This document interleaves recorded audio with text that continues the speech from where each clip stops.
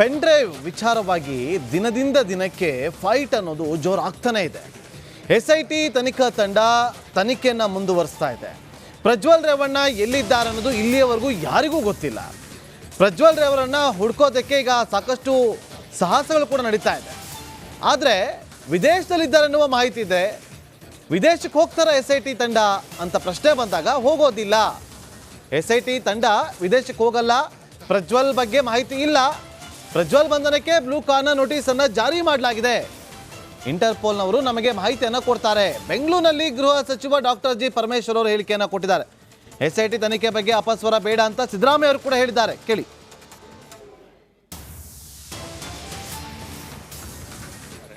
ಯಾವ ರೆಸ್ಪೆಕ್ಟ್ ಇಲ್ಲ, ಆ ರೀತಿ ಅದಕ್ಕೆ ಅವಕಾಶ ಇಲ್ಲ.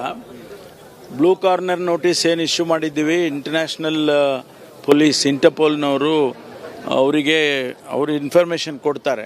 ಯಾವ ರೆಸ್ಪೆಕ್ಟಿವ್ ಕಂಟ್ರಿಯಲ್ಲಿ ಅವರು ಐಡೆಂಟಿಫೈ ಆಗ್ತಾರೆ, ಅವರಿಗೆ ತಿಳಿಸ್ತಾರೆ. ಆಮೇಲೆ ನಮ್ಮ ಏಜೆನ್ಸಿಗಳಿಗೂ ಗೊತ್ತಾಗುತ್ತೆ, CBI ಗೊತ್ತಾಗುತ್ತೆ, ಅದರ ಮೂಲಕ ನಮಗೆ ಗೊತ್ತಾಗುತ್ತೆ.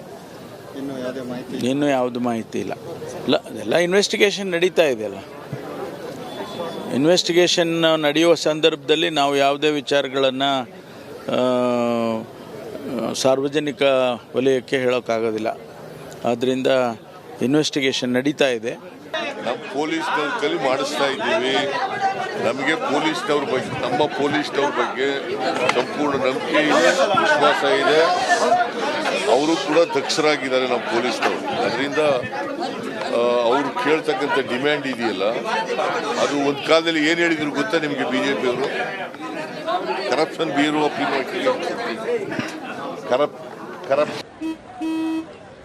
ನಡಿ ಈಗ ಶುರು ಮಾಡೋಣ.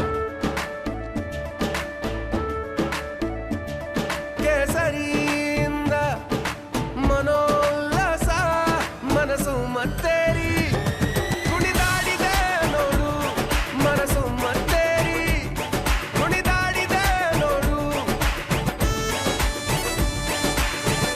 ಕ್ಷಣ ಕ್ಷಣವೂ ಆಚರಿಸಿ ಕೇಸರಿ ಹಬ್ಬ.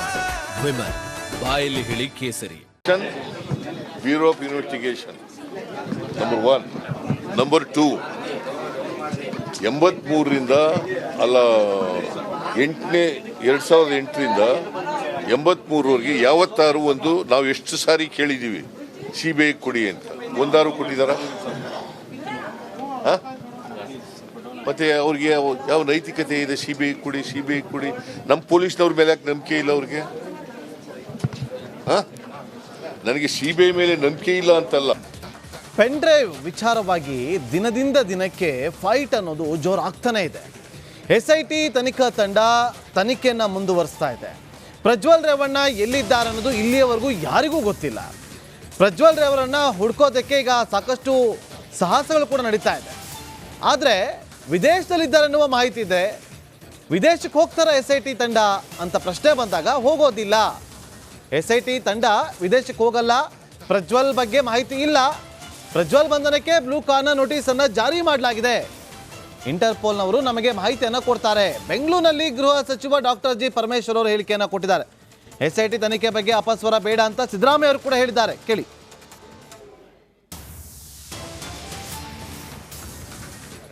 ಯಾವ ರೆಸ್ಪೆಕ್ಟ್ ಇಲ್ಲ, ಆ ರೀತಿ ಅದಕ್ಕೆ ಅವಕಾಶ ಇಲ್ಲ. ಬ್ಲೂ ಕಾರ್ನರ್ ನೋಟಿಸ್ ಏನು ಇಶ್ಯೂ ಮಾಡಿದ್ದೀವಿ, ಇಂಟರ್ನ್ಯಾಷನಲ್ ಪೊಲೀಸ್ ಇಂಟರ್ಪೋಲ್ನವರು ಅವರಿಗೆ ಇನ್ಫಾರ್ಮೇಷನ್ ಕೊಡ್ತಾರೆ. ಯಾವ ರೆಸ್ಪೆಕ್ಟಿವ್ ಕಂಟ್ರಿಯಲ್ಲಿ ಅವರು ಐಡೆಂಟಿಫೈ ಆಗ್ತಾರೆ, ಅವರಿಗೆ ತಿಳಿಸ್ತಾರೆ. ಆಮೇಲೆ ನಮ್ಮ ಏಜೆನ್ಸಿಗಳಿಗೂ ಗೊತ್ತಾಗುತ್ತೆ, CBI ಗೊತ್ತಾಗುತ್ತೆ, ಅದರ ಮೂಲಕ ನಮಗೆ ಗೊತ್ತಾಗುತ್ತೆ. ಇನ್ನೂ ಯಾವುದು ಮಾಹಿತಿ ಇಲ್ಲ. ಅದೆಲ್ಲ ಇನ್ವೆಸ್ಟಿಗೇಷನ್ ನಡೀತಾ ಇದೆಯಲ್ಲ. ಇನ್ವೆಸ್ಟಿಗೇಷನ್ ನಡೆಯುವ ಸಂದರ್ಭದಲ್ಲಿ ನಾವು ಯಾವುದೇ ವಿಚಾರಗಳನ್ನು ಸಾರ್ವಜನಿಕ ವಲಯಕ್ಕೆ ಹೇಳೋಕ್ಕಾಗೋದಿಲ್ಲ. ಆದ್ದರಿಂದ ಇನ್ವೆಸ್ಟಿಗೇಷನ್ ನಡೀತಾ ಇದೆ. ನಮ್ಮ ಪೊಲೀಸ್ನವ್ರ ಕಲಿ ಮಾಡಿಸ್ತಾ ಇದ್ದೀವಿ. ನಮಗೆ ಪೊಲೀಸ್ನವ್ರ ಬಗ್ಗೆ, ನಮ್ಮ ಪೊಲೀಸ್ನವ್ರ ಬಗ್ಗೆ ಸಂಪೂರ್ಣ ನಂಬಿಕೆ ಇದೆ, ವಿಶ್ವಾಸ ಇದೆ. ಅವರು ಕೂಡ ದಕ್ಷರಾಗಿದ್ದಾರೆ ನಮ್ಮ ಪೊಲೀಸ್ನವರು. ಅದರಿಂದ ಅವರು ಕೇಳ್ತಕ್ಕಂಥ ಡಿಮ್ಯಾಂಡ್ ಇದೆಯಲ್ಲ, ಅದು ಒಂದು ಕಾಲದಲ್ಲಿ ಏನು ಹೇಳಿದ್ರು ಗೊತ್ತಾ ನಿಮಗೆ? BJP ಅವರು corruption bureau of corruption bureau of investigation number 1. Number 2, 83ರಿಂದ ಅಲ್ಲ 2008ರಿಂದ 83ವರೆಗೆ ಯಾವತ್ತಾರು ಒಂದು ನಾವು ಎಷ್ಟು ಸಾರಿ ಕೇಳಿದ್ದೀವಿ CBI ಕೊಡಿ ಅಂತ, ಒಂದಾರು ಕೊಟ್ಟಿದ್ದಾರ? ಮತ್ತೆ ಅವ್ರಿಗೆ ಯಾವ ನೈತಿಕತೆ ಇದೆ? CBI ಕೊಡಿ. ನಮ್ಮ ಪೊಲೀಸ್ನವ್ರ ಮೇಲೆ ಯಾಕೆ ನಂಬಿಕೆ ಇಲ್ಲ ಅವ್ರಿಗೆ? ನನಗೆ CBI ಮೇಲೆ ನಂಬಿಕೆ ಇಲ್ಲ ಅಂತಲ್ಲ,